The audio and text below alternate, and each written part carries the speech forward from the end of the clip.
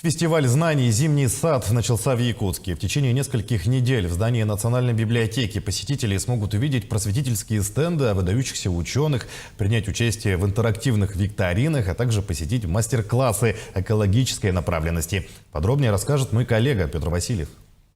Нейрокартины, этноботаника и вопросы охраны окружающей среды.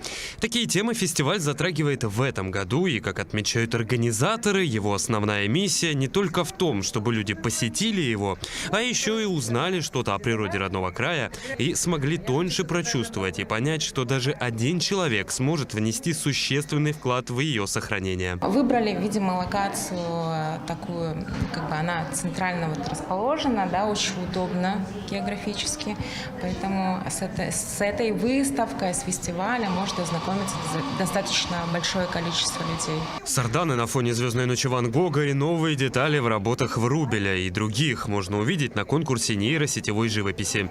Сам конкурс проходит параллельно выставке. Называется «Магия флоры», ненаписанной картиной великих художников. Картина отличает узнаваемый стиль любого известного автора. А в каждой работе представлены один или несколько элементов флоры. Порядка 30 известных работ представлены здесь сегодня в стенах Национальной библиотеки и дополнены искусственным интеллектом. Это полотна как российских, так и зарубежных авторов. Поэтому вполне реально почувствовать себя главным экспонатом не только на выставке Ван Гога, но даже и Мане, и Дали. Центральное место занимает выставка «Ботаническая иллюстрация» Талины Ефимовой. Она представила графические работы, написанные акварелью, гуашью, цветными карандашами. Жизнь и профессия художницы тесно связаны с природой. Поэтому герои картин – известные растения Якутии. Прострел ускалистный, лилия пенсильванская и ирис щетинистый. Снежники их называют прострел. На самом деле подснежник – это неправильное название, это народное название – это прострелы. Также в программе «Зимнего сада 2024» будут представлены просветительские стенды о выдающихся ученых и названных в их честь растений.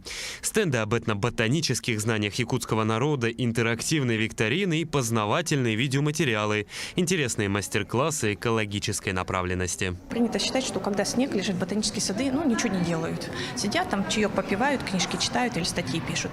Но мы хотим показать, что мы все равно работаем, продолжаем. И одна из основных направлений нашей деятельности, нашего ботанического сада Северо-Восточного федерального университета, это, конечно же, просветительская деятельность среди широких слоев населения.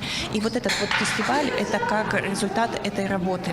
Кроме того, у нас здесь еще представлен большой пласт материала про исследователей Якутии и названных в их честь растений. Фестиваль знаний продлится до 21 февраля. Все мероприятия абсолютно бесплатные.